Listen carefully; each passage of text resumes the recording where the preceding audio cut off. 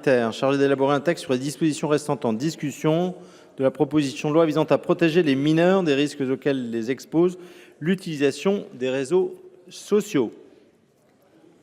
Et la parole est à Madame Catherine Morin-Desailly, rapporteure pour le Sénat de la commission mixte paritaire. Madame la rapporteure.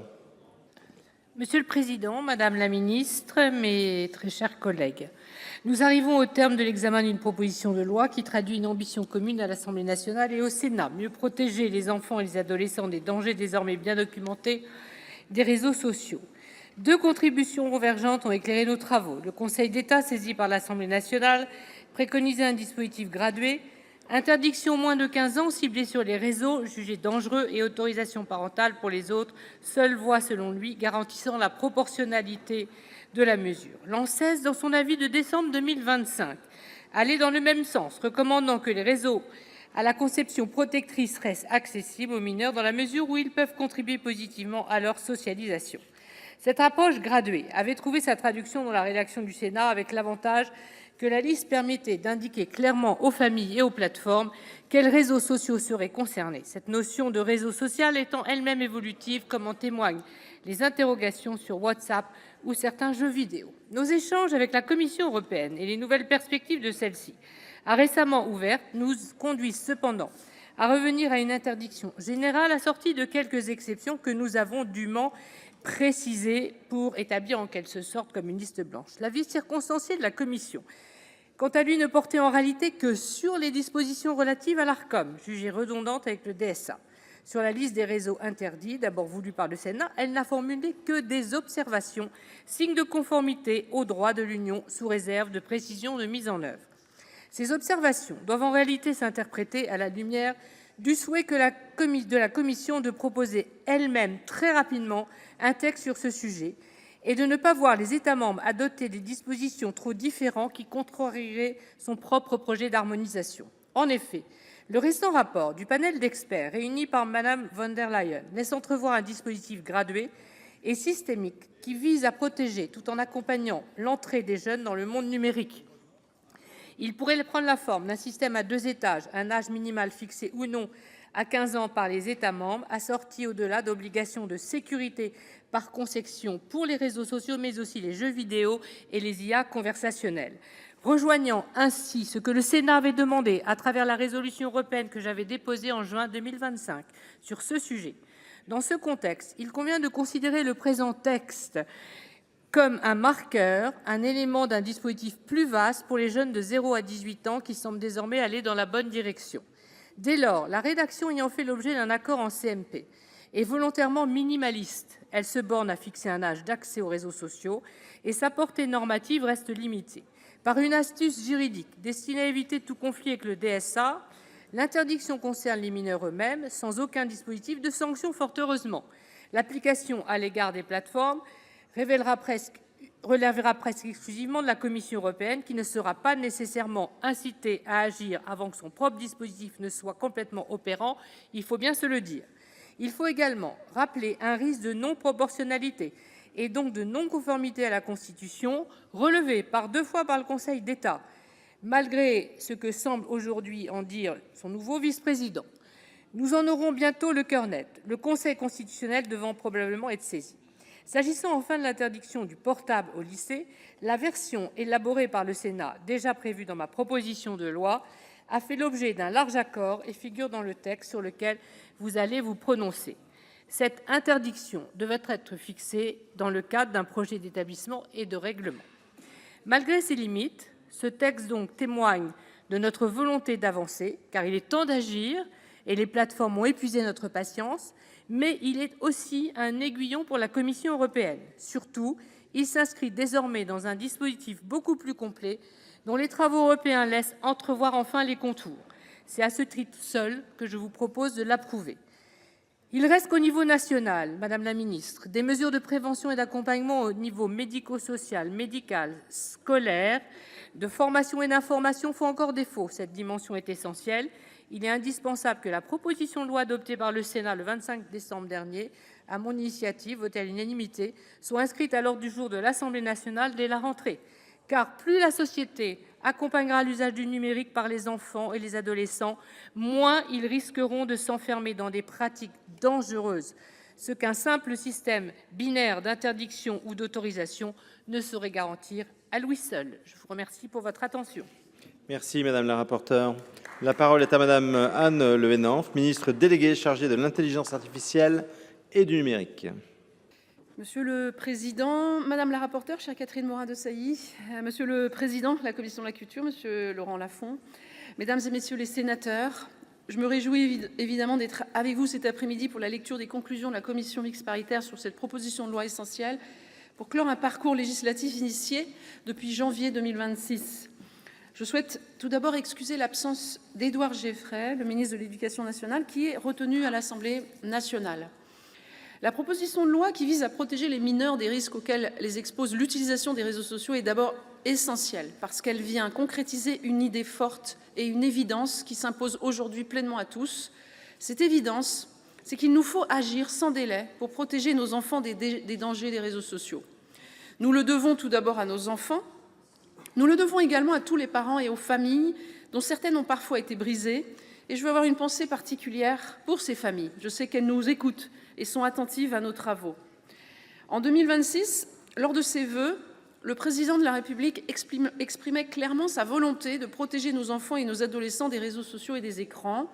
Ceci passait par la proposition d'un projet de loi qu'il souhaitait voir déposé par le gouvernement le plus rapidement possible. En parallèle, plusieurs parlementaires dans les deux chambres, engagés depuis des années sur la régulation des plateformes, travaillaient également sur ce sujet, conscients des enjeux à agir vite.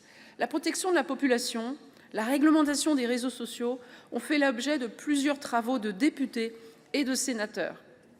À mon niveau, depuis mon arrivée en octobre 2025 et à la demande du Premier ministre, mon cabinet travaillait à l'écriture d'un texte pour protéger nos enfants des abus des réseaux sociaux. Tout convergeait vers la nécessité, voire l'urgence, d'un texte protégeant les moins de 15 ans des risques invisibles à leurs yeux, la dépendance, l'enfermement algorithmique et rapidement l'impact nocif sur leur santé mentale. Le Sénat a été précurseur et a joué un rôle décisif concernant la prise de conscience des dangers liés aux réseaux sociaux.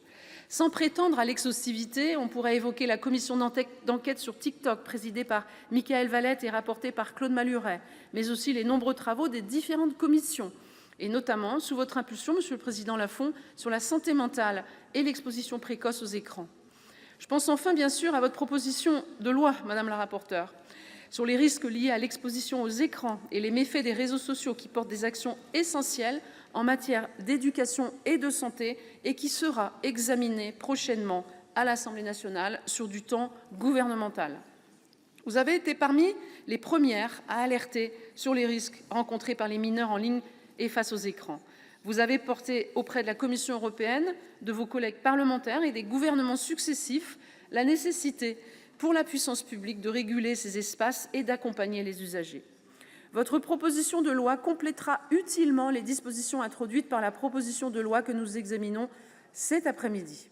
Je salue l'esprit constructif qui a présidé aux travaux de la commission mixte paritaire et la volonté de parvenir, en particulier s'agissant de l'article 1er, à une rédaction équilibrée, juridiquement solide et constitutionnellement comme conventionnellement éprouvée. Équilibrée parce qu'elle reflète le souci légitime d'un texte à la fois proportionné dans son périmètre et protecteur de nos enfants, c'est-à-dire de notre avenir commun. Le texte issu de vos travaux pose un interdit clair, celui de l'accès aux réseaux sociaux pour les mineurs de moins de 15 ans. En l'adoptant aujourd'hui, la France montre la voie en Europe en étant le premier pays à instaurer une majorité numérique pour mieux protéger nos enfants en ligne. La Grèce, l'Espagne nous suivront de quelques semaines si le texte est voté aujourd'hui. Et c'est aujourd'hui une coalition de 15 pays européens qui souhaitent porter cette norme sociale dans leur droit national.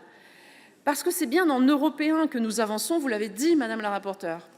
Le texte que vous allez voter aujourd'hui est regardé de près partout en Europe, au niveau de la Commission européenne et au-delà des frontières même du continent.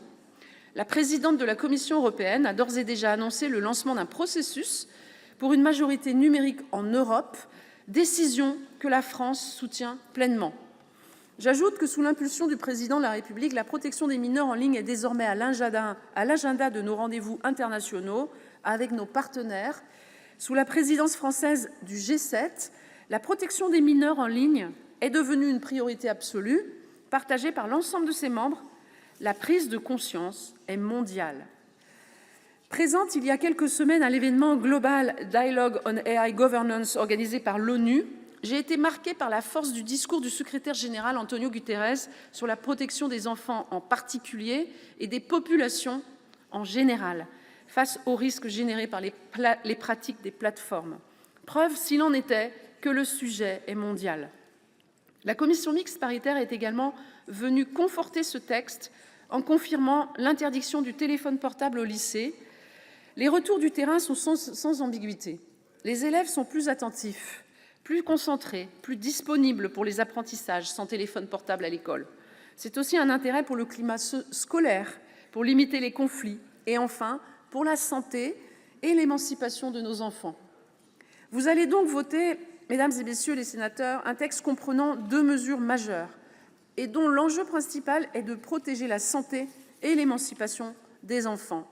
En limitant l'exposition continue aux écrans, nous protégeons leur attention, leur sommeil, leur équilibre psychique.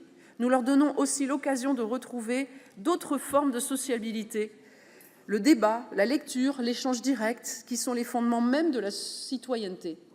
C'est donc une mesure de responsabilité que seul l'intérêt de l'enfant guide.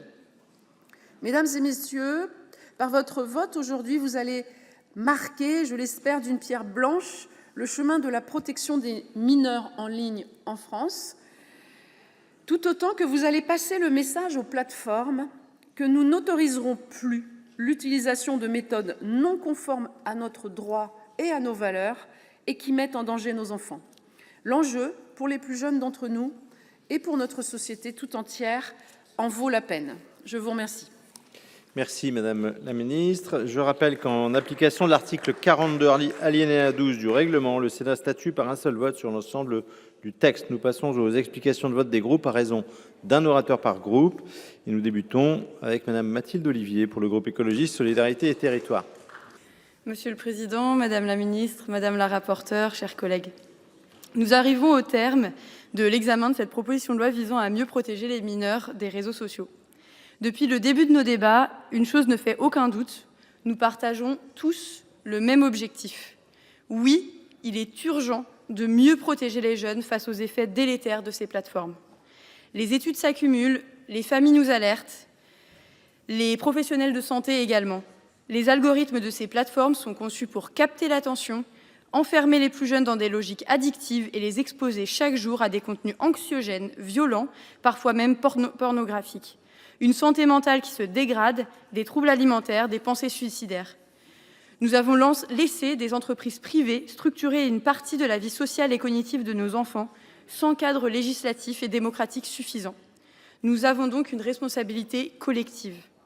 Précisément parce que l'enjeu est immense, nous avons le devoir de légiférer avec sérieux. Et si nous partageons pleinement le constat, les réponses apportées, elles, font davantage débat. Nous regrettons que la version finale donne avant tout l'impression d'un texte d'affichage politique. Un texte sans véritable recul, sans étude d'impact sérieuse, construit dans l'urgence d'un calendrier présidentiel, avec une succession d'annonces qui finissent par brouiller la lisibilité et la cohérence de notre action publique. Car derrière l'annonce phare d'interdiction des réseaux sociaux, l'enjeu majeur qui devrait tous nous occuper n'est toujours pas résolu, celui de la vérification de l'âge, de ses modalités de mise en œuvre et du respect des libertés individuelles. Au cours de l'examen de ce texte, nous avons défendu avec conviction une conviction simple. Protéger les jeunes ne doit jamais conduire à fragiliser les libertés fondamentales ni celles de l'ensemble de nos concitoyens. Je me réjouis donc que notre amendement rappelant l'exigence d'un système de vérification de l'âge respectueux des données personnelles, garantissant l'anonymat en ligne et excluant le recours à la reconnaissance biométrique a été maintenu dans la conclusion de nos travaux. C'est un point important, mais il ne répond pas à la question essentielle. Comment cette interdiction sera-t-elle réellement mise en œuvre ? Et sur ce sujet, force est de constater que nous sommes restés sans réponse. Le texte doit désormais s'appliquer dès le 1er septembre, alors même que nous sommes le 22 juillet. Comment croire sérieusement qu'en quelques semaines, Au cœur de l'été, un dispositif aussi complexe pourra être opérationnel. Qui procédera concrètement aux vérifications d'âge? Des acteurs publics? Des prestataires privés? Quel type de données seront collectées? Comment seront-elles sécurisées? Pendant combien de temps seront-elles conservées? Sur chacune de ces questions, les réponses apportées par le gouvernement sont largement insuffisantes. Et pourtant, nous parlons ici des données de millions de Françaises et de Français. Nous parlons de liberté individuelle. Cette impréparation est d'autant plus préoccupante que le texte repose sur une promesse d'application immédiate. Or, une politique publique ne se résume pas à fixer une date d'entrée en vigueur. Elle suppose un dispositif crédible, des moyens, une doctrine claire et des garanties solides. Ainsi, l'annonce est forte, mais la préparation n'est pas au rendez-vous. On affiche une interdiction sans disposer du dispositif technique permettant de la rendre crédible. On annonce une entrée en vigueur au 1er septembre sans répondre aux questions les plus élémentaires sur son application. On promet de protéger les jeunes sans démontrer comment cette protection fonctionnera concrètement. Le risque est alors de donner l'illusion que le problème est réglé par une interdiction, alors que les véritables leviers demeurent ailleurs. Ils sont dans la régulation des plateformes, dans la transparence des algorithmes, dans la mise en œuvre ambitieuse du Digital Services Act à l'échelle européenne, dans la responsabilisation des géants du numérique. Ils sont aussi dans l'éducation au numérique, dans la prévention, dans l'accompagnement des familles, des enseignants et des éducateurs. Car comment demander à un adolescent de résister à des mécanismes conçus pour être addictifs, alors même que la plupart des adultes peinent eux-mêmes à le faire? Nous ne croyons pas à une interdiction sans éducation, sans prévention et sans régulation. Nous continuons de penser que protéger durablement notre jeunesse, c'est aussi investir dans le sport, dans l'accès à la culture, dans les associations, dans tous ces lieux de sociabilité où se construisent des liens réels, des identités, des projets de vie, loin de l'économie de l'attention. Mes chers collègues, il est urgent d'agir. Mais agir vite ne dispense pas d'agir bien. Sur ce texte, le groupe Écologiste Solidarité et Territoires laisse une liberté de vote. Pour ma part, parce que je partage pleinement l'objectif, mais pas la méthode, parce que je refuse les textes d'affichage élaborés dans un calendrier aussi contraint, parce que je considère que les garanties apportées en matière de liberté individuelle et de protection des données demeurent insuffisantes, et parce que je ne crois pas qu'un dispositif aussi complexe puisse être sérieusement mis en œuvre au 1er septembre, je m'abstiendrai à l'image d'une majorité de notre groupe. Merci beaucoup. Merci. La parole est à monsieur Ahmed Laouedj pour le groupe du Rassemblement démocratique et social européen. Madame la Présidente, Monsieur le Président, excusez-moi. Monsieur le Président, Madame la Ministre, mes chers collègues, depuis plusieurs années, les travaux parlementaires et scientifiques documentent les effets de certains réseaux sociaux sur les mineurs. Captation de l'attention, troubles du sommeil, anxiété, cyberharcèlement, les risques sont établis. Ils sont par ailleurs alimentés par un modèle économique fondé sur le profilage et la recommandation algorithmique. Face à cette réalité, le Parlement devrait agir. Le débat public a pourtant été encombré par une rivalité politique entre l'exécutif et une partie de sa majorité. Cette séquence doit désormais laisser place à la protection solide de nos jeunes face à ces dérives. La CMP est parvenue à un accord en retenant une interdiction générale d'accès aux réseaux sociaux pour les mineurs de moins de 15 ans. Elle a ainsi abandonné le dispositif gradué adopté par le Sénat qui distinguait les plateformes les plus dangereuses des services accessibles avec l'autorisation des parents. Ce choix s'explique par des échanges menés avec la Commission européenne. La définition d'une liste nationale et l'intervention de l'Arcom soulevaient des difficultés au regard du règlement DSA. Cette correction technique laisse toutefois subsister plusieurs incertitudes. Le champ exact des services concernés dépendra largement des définitions retenues au niveau européen. Je pense notamment aux messageries, à certaines plateformes vidéo et aux espaces sociaux intégrés aux jeux en ligne. Le dispositif de vérification de l'âge reste lui aussi à préciser. Il devra concilier l'efficacité du contrôle, la protection des données personnelles et le recours à des solutions européennes et souveraines. L'entrée en vigueur au 1er septembre 2026 concernera les nouveaux comptes, tandis que les plateformes disposeront de 4 mois supplémentaires pour mettre en conformité les comptes existants. Ce calendrier donne au texte une portée immédiate, mais il fait aussi apparaître sa principale fragilité. La loi fixe une échéance avant que les outils techniques et le cadre européen nécessaires à son application soient pleinement stabilisés. L'effectivité de l'interdiction dépendra de la fiabilité des solutions retenues et de l'intervention de la Commission européenne à l'égard des plus grands opérateurs. Nous craignons, chers collègues, de voir s'installer un décalage entre la force du principe voté ici et sa traduction concrète. Faute de courage politique à l'égard des grandes plateformes, l'accord comporte néanmoins plusieurs avancées utiles qui répondent à des difficultés très concrètes. Il renforce d'abord la lutte contre les contenus faisant la promotion de moyens de se suicider en permettant notamment la suspension du compte utilisé pour les diffuser. Cette mesure est essentielle lorsque les réseaux sociaux exposent des adolescents fragiles à des contenus qui banalisent le passage à l'acte, entretiennent des logiques d'émulation ou exploitent leur détresse. Le texte prévoit également que les projets d'école et d'établissement intègrent des actions de sensibilisation destinées aux élèves, au personnel et aux parents sur les effets d'une exposition excessive aux écrans et sur les mécanismes addictifs des plateformes. Cette disposition revêt une importance particulière en Seine-Saint-Denis, où les établissements scolaires, les associations, les professionnels de santé sont souvent confrontés à des situations de cyberharcèlement ou de décrochage liés aux usages numériques. Néanmoins, mes chers collègues, encore faut-il que cette ambition soit accompagnée de moyens suffisants. La prévention ne peut reposer uniquement sur les équipes éducatives, déjà fortement sollicitées. La CMP a enfin conservé l'extension au lycée de l'interdiction de l'usage du téléphone portable. Les règlements intérieurs en préciseront les conditions et les exceptions, notamment pour les usages pédagogiques et les formations supérieures accueillies dans certains établissements. Cette souplesse permettra d'adapter la règle aux réalités locales. Mes chers collègues, en première lecture, nous avions considéré ce texte comme une première étape. L'accord trouvé en CMP confirme cette appréciation. Il conserve plusieurs avancées utiles en matière de protection des jeunes les plus vulnérables. Nous voterons donc les conclusions issues de la CMP, mais ce vote n'est pas un blanc-seing. Nous serons particulièrement exigeants sur sa mise en œuvre. Dès la rentrée, les outils de vérification de l'âge devront être disponibles et l'articulation avec le droit européen pleinement sécurisée. Les établissements scolaires, les associations et les professionnels qui accompagnent les familles devront également disposer des moyens nécessaires. La suite du travail devra porter sur la responsabilité des plateformes, leurs algorithmes et leur modèle économique. C'est à cette condition que l'âge minimal fixé par la loi s'inscrira dans une véritable politique de protection et d'émancipation numérique que nous appelons de nos vœux depuis si longtemps ici au Sénat. Je vous remercie. Merci, chers collègues. La parole est à Monsieur le Président Laurent Lafont pour le groupe Union centriste. Monsieur le Président, Madame la Ministre, Madame la Rapporteure, mes chers collègues, nous arrivons au terme d'un long processus de travail législatif. Nos échanges ont été effectivement particulièrement riches ces dernières semaines avec nos collègues de l'Assemblée nationale, que je tiens à saluer, et avec la Commission européenne.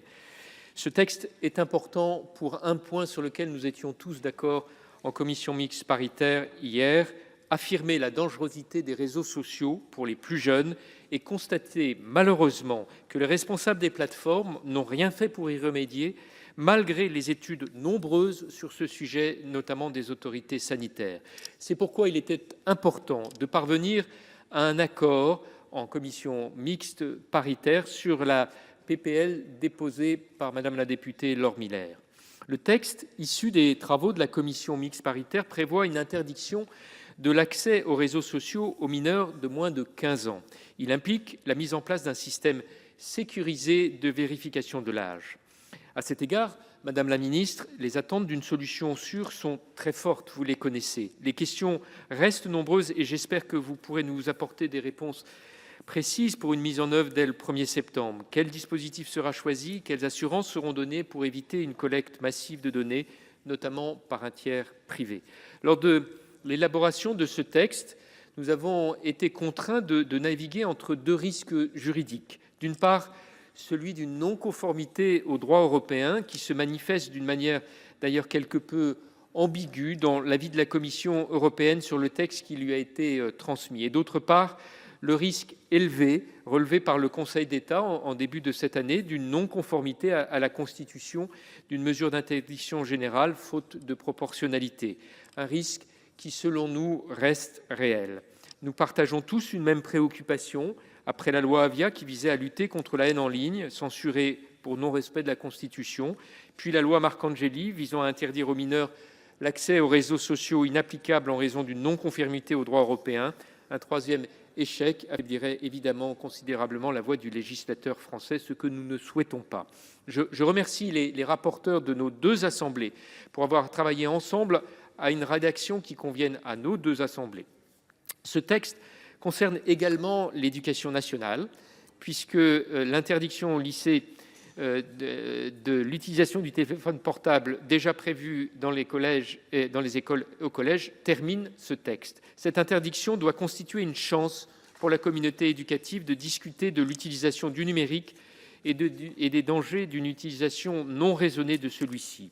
Enfin, nous sommes tous conscients du caractère certainement temporaire de cette loi, puisque l'Union européenne a annoncé par la voix de Mme von der Leyen sa volonté de se saisir de ces questions et de travailler à un texte qui s'appliquera à l'ensemble des pays membres. Nous appelons bien sûr de nos vœux l'élaboration de ce texte. Bien évidemment, notre commission suivra, comme elle le fait depuis de nombreuses années, les avancées sur ces questions.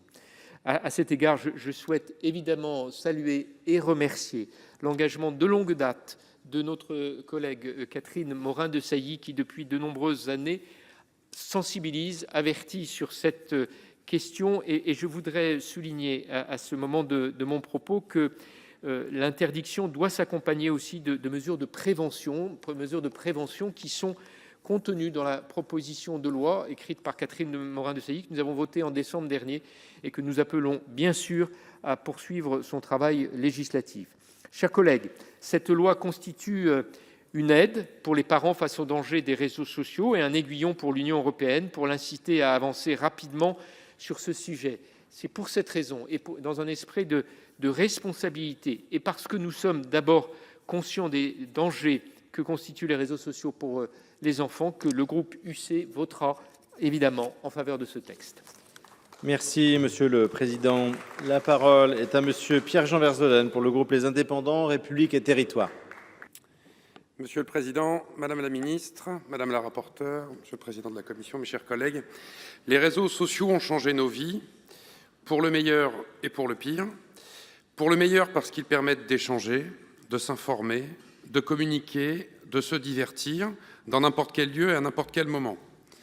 Pour le pire, parce que les possibilités d'y croiser des personnes mal intentionnées, des contenus non adaptés, choquants ou violents, sont malheureusement infinies. C'est pour ça que les plus exposés doivent être protégés et donc, en premier lieu, les plus jeunes. Ces contenus ont des conséquences sur leur comportement, perte de l'attention, en scrollant indéfiniment, surstimulation, utilisation d'algorithmes qui enferment de plus en plus, les troubles du sommeil, l'isolement. S'il n'est pas prouvé que les réseaux sociaux sont la première cause de ces difficultés chez les jeunes, ils en sont en tout cas au moins un révélateur. Depuis la pandémie de la Covid-19, ils sont particulièrement sensibles à des phénomènes dont on parle de plus en plus, le harcèlement scolaire, la pression sociale, le changement climatique, les violences. Tous ces ressentis sont amplifiés par les réseaux sociaux.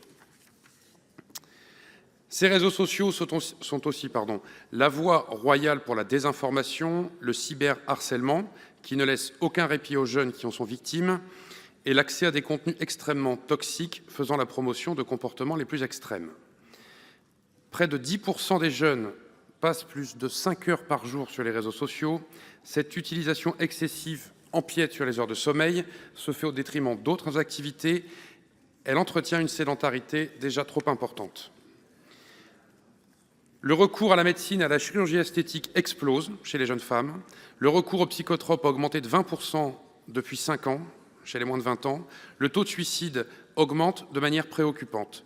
Aucune étude ne pourra jamais prouver le lien direct entre ces réalités alarmantes et les réseaux sociaux. Et même s'ils n'en sont pas toujours la première cause, ils en sont, et c'est certain, un amplificateur. Ce constat est partagé dans beaucoup de pays. La plupart réfléchissent à mieux réguler l'utilisation de ces réseaux afin de préserver les plus jeunes. L'Australie a été précurseur.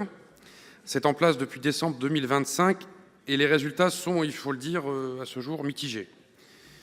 Une mise en place dès le 1er septembre peut paraître précipitée au vu de l'ampleur du sujet et des questions techniques et juridiques que cela pose, et ça a été dit notamment avec l'Union européenne. Mais dans le fond, tout le monde est d'accord sur le constat et sur l'envie d'agir. Ce texte fait suite à beaucoup de travaux parlementaires, notamment la commission d'enquête sur TikTok dont le président Claude Malhuret était le rapporteur. Ce texte, qui se veut ambitieux, va dans la bonne direction, ne réglera certainement pas tout, mais il est attendu, utile et nécessaire. C'est pourquoi les élus du groupe Les Indépendants soutiendront l'adoption de ce texte. Je vous remercie. Merci, chers collègues. La parole est à Madame Agnès Evren pour le groupe Les Républicains. Monsieur le Président, Madame la rapporteure, Monsieur le Président, mes chers collègues, si les écrans, et c'est important d'être nuancé dans ce débat, sont à bien des égards porteurs de progrès et d'opportunités, l'hyperconnexion de nos jeunes a des effets délétères. Aujourd'hui, un enfant peut, en quelques secondes et sans aucun contrôle, accéder depuis son téléphone à des contenus violents, pornographiques ou profondément déstabilisants. Cette réalité n'est plus marginale, elle est devenue notre quotidien. Face à cette situation, l'inaction n'est plus une option. De nombreux pays, d'ailleurs, s'engagent dans cette voie, la Norvège, l'Espagne, le Danemark ou encore le Royaume-Uni. Hors de l'Union européenne, l'Australie et la Turquie ont déjà franchi ce pas. Cette présente proposition de loi offre donc à la France l'occasion non seulement de légiférer, mais aussi de jouer un rôle moteur en Europe. En CMP, nos deux assemblées sont donc parvenues à un accord et ont construit un texte fidèle aux conditions posées par le droit européen et assure une large protection. Bien sûr, nous regrettons, et je tiens à le redire, que l'approche du Sénat, qui prévoyait un système à 2 étages et recommandé par le Conseil d'État, n'ait pas été retenue. On peut d'ailleurs s'inquiéter du risque de censure par le Conseil constitutionnel d'une interdiction générale et absolue des réseaux sociaux pour les moins de 15 ans, s'appliquant sans distinction aux réseaux dont la nocivité a été démontrée qu'à des services en ligne pour lesquels aucun risque sur la santé et la sécurité des mineurs n'a été prouvé. Notre rapporteure, Madame Morin-Desailly, dont je salue d'ailleurs la qualité du travail et l'investissement constant sur ces sujets, avait inscrit dans le texte le principe d'une liste noire des plateformes dont l'accès serait absolument interdit aux mineurs car dangereuse pour leur santé et leur développement. Et un accord parental était instauré pour les autres types de réseaux sociaux. En adoptant aujourd'hui, à la place de ce dispositif, un principe d'interdiction générale, nous faisons le choix de ne pas retarder la mise en œuvre des mesures protectrices pour les moins de 15 ans. En effet, lorsque 89% des Français se déclarent favorables à l'interdiction de l'accès aux réseaux sociaux aux moins de 15 ans, mais aussi des enseignants, des éducateurs qui constatent chaque jour les dégâts des réseaux sociaux sur les enfants, alors notre responsabilité, évidemment, est de les entendre. D'ailleurs, le principe d'une interdiction générale présente l'avantage d'adresser un message clair, sans équivoque, aussi bien aux jeunes et à leurs parents qu'aux plateformes de réseaux sociaux.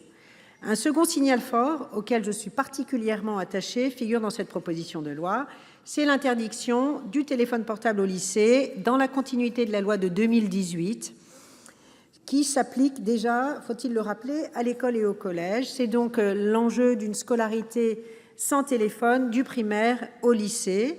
Les jeunes de 16 à 19 ans passent aujourd'hui, je le rappelle, en moyenne plus de 5 heures par jour devant les écrans, contre à peine 20 minutes devant un livre.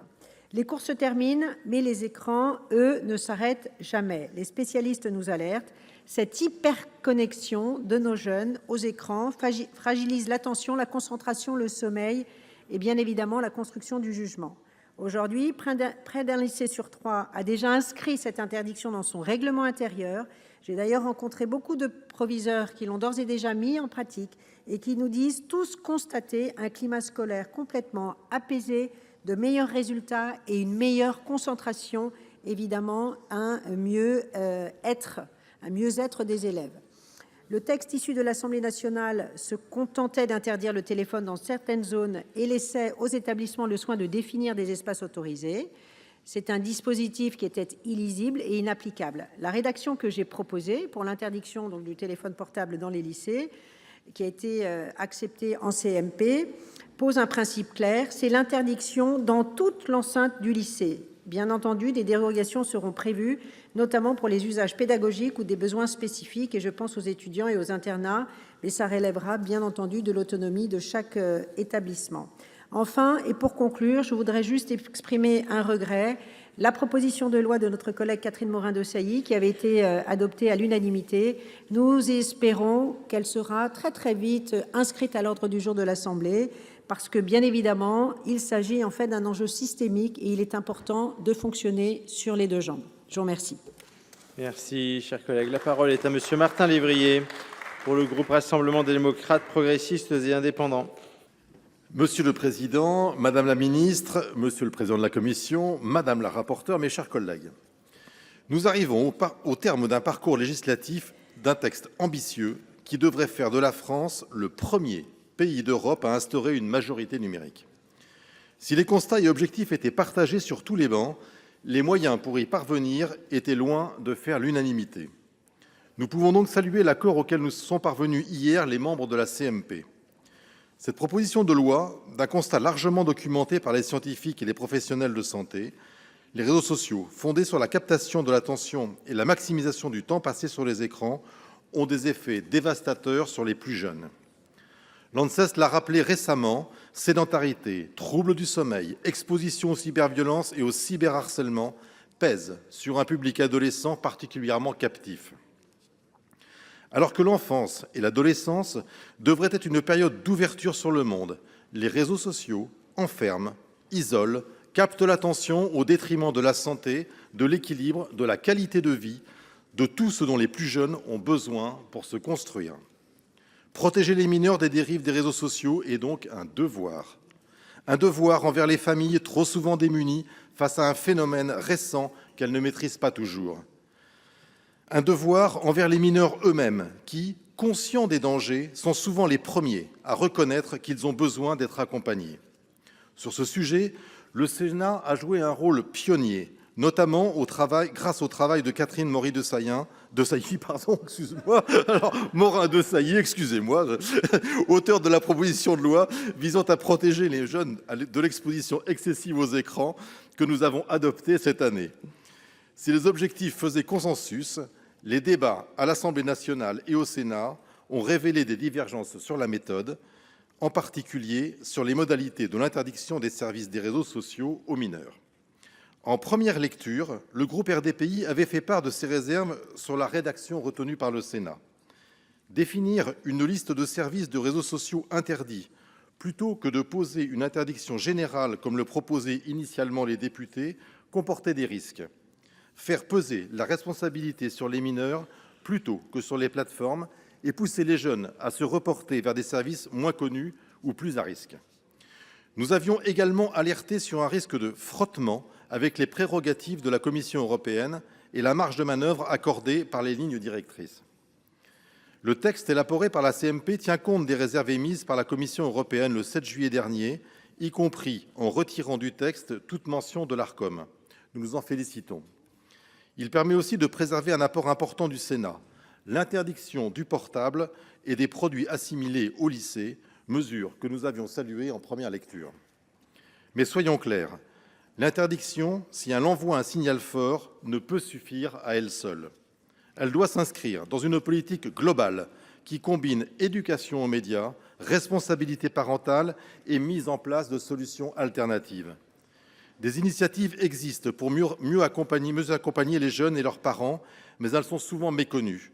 Je pense notamment au parcours Les réseaux et moi, ou encore à Bienvenue les sixièmes, une opération nationale de sensibilisation aux usages numériques à destination des élèves de sixième et de leurs éducateurs. Ces solutions existent. Il nous faut désormais les faire connaître et les valoriser, car elles peuvent apporter un soutien précieux aux familles. Elle doit aussi et surtout s'accompagner d'un véritable apprentissage du discernement. Former les jeunes à exercer leur esprit critique, à reconnaître les mécanismes de captation de l'attention, à identifier les contenus manipulatoires ou trompeurs, c'est leur donner les moyens de devenir des citoyens numériques éclairés plutôt que de simples consommateurs d'algorithmes. L'éducation aux médias et à l'information est aujourd'hui un enjeu démocratique autant qu'éducatif. Mes chers collègues, vous l'aurez compris, le groupe RDPI se félicite de l'évolution de ce texte en CMP et, comme en première lecture, nous le voterons sans réserve et nous sommes convaincus qu'il pourra s'appliquer dans les délais les plus brefs. Mais je veux aussi le dire avec lucidité, si ce texte constitue une avancée importante, je suis convaincu qu'à terme, nous devrons aller plus loin et parvenir à une interdiction totale des smartphones et objets connectés pour les moins de 15 ans. Car force est de constater que les plateformes ont toujours un coup d'avance sur le législateur qui court en permanence derrière leurs innovations et leurs stratégies de contournement. Face à cette asymétrie, la protection des plus jeunes appelle des règles simples, lisibles et pleinement effectives. Protéger la jeunesse impose de ne jamais s'incliner devant la volonté de sociétés privées commerciales dont les objectifs de rentabilité sont le plus souvent leur principale boussole. Je vous remercie. Merci. La parole est à Monsieur David Ross pour le groupe socialiste, écologiste et républicain.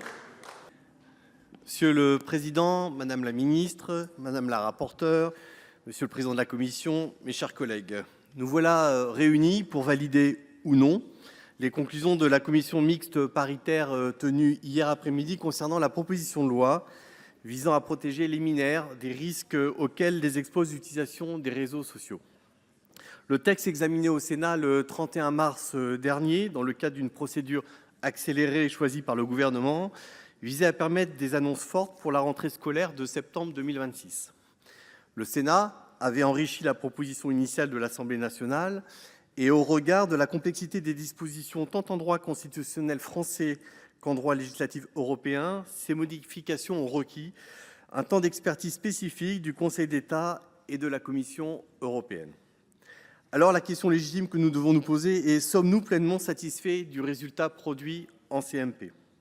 Permettez-moi d'abord, Madame la sénatrice Catherine Morin-Desailly, de saluer, dans la continuité du travail d'audition que vous aviez orchestré à la fois lors de la première lecture de ce texte ou encore lors de l'examen de votre proposition de loi votée ici à l'unanimité le 18 décembre dernier, de saluer, disais-je, votre volonté permanente de partager les informations et de favoriser les échanges sur un sujet de société qui, au-delà même de nos jeunes, nous concerne tous.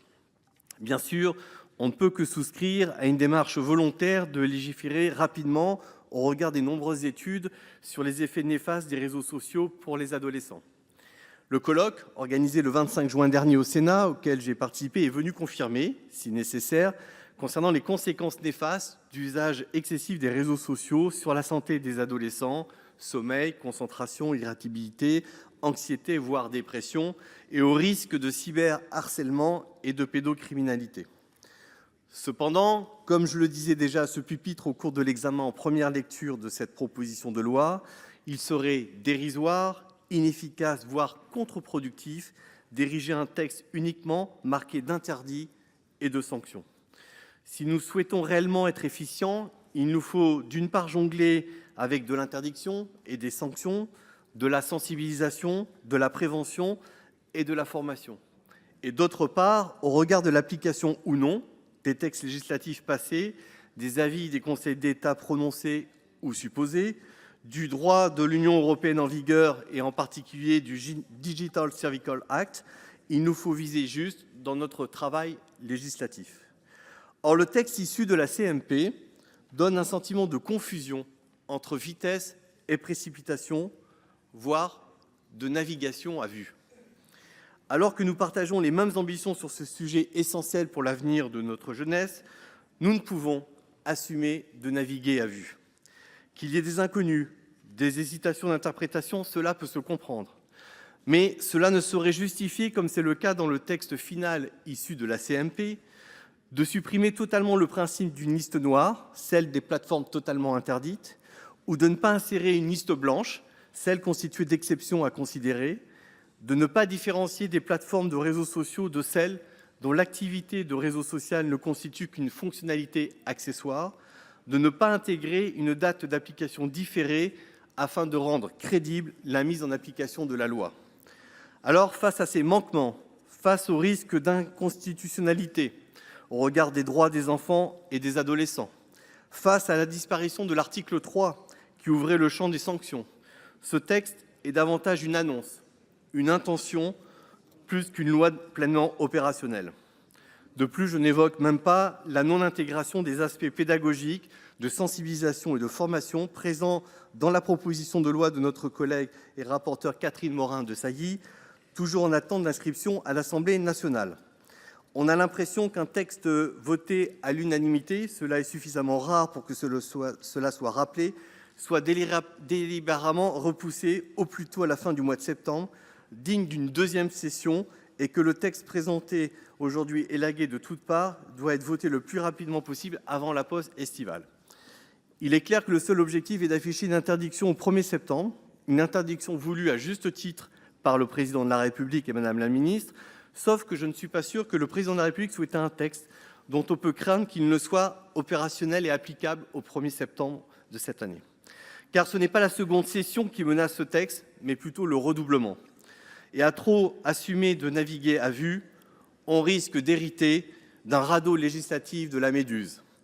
Alors le groupe socialiste, écologiste et républicain s'abstiendra sur ce texte, médusé de frustration, mais porté par le vent de l'espoir, le vent de l'inscription de la proposition de la loi de Catherine Morin-Desailly le plus rapidement possible à l'Assemblée nationale. Merci, chers collègues. La parole est à monsieur Yann Brossat pour le groupe communiste, républicain, citoyen, écologiste, Kanaki.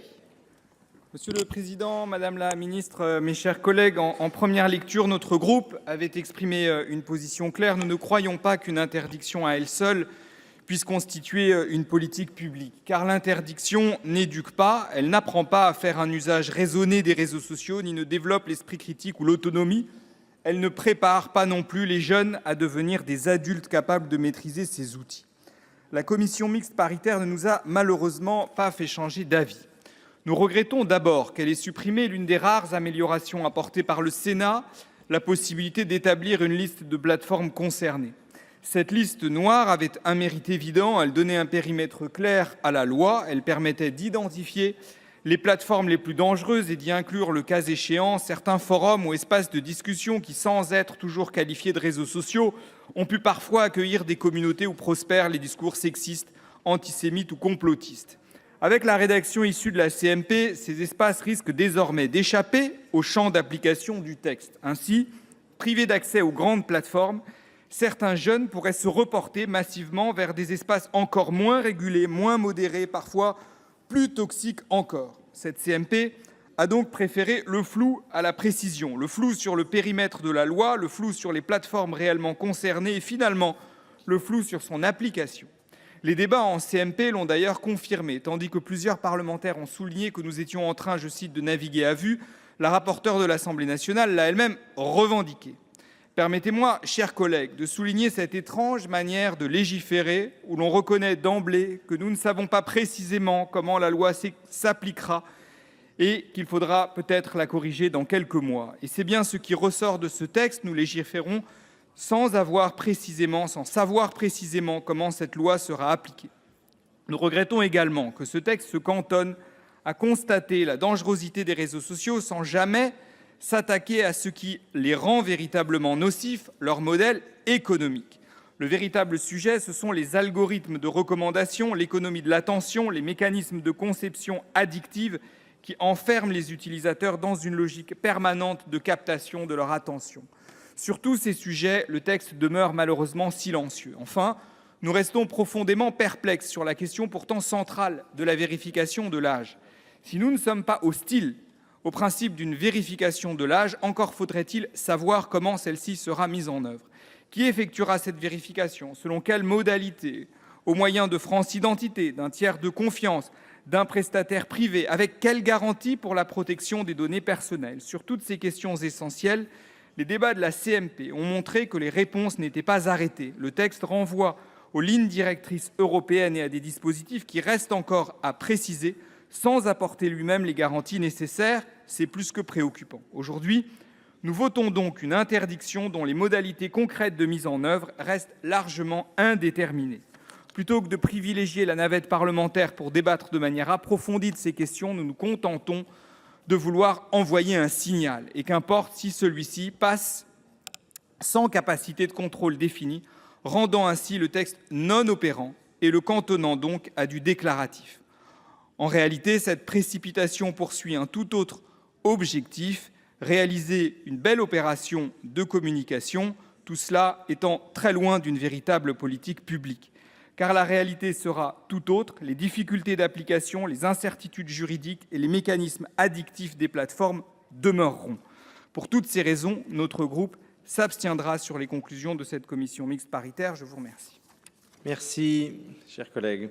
Conformément à l'article 42, alinéa 12 du règlement, je vais mettre aux voix l'ensemble de la proposition de loi visant à protéger les mineurs des risques auxquels les expose l'utilisation des réseaux sociaux dans la rédaction résultant du texte élaboré par la commission mixte paritaire. Je suis saisi d'une demande de scrutin public par la commission.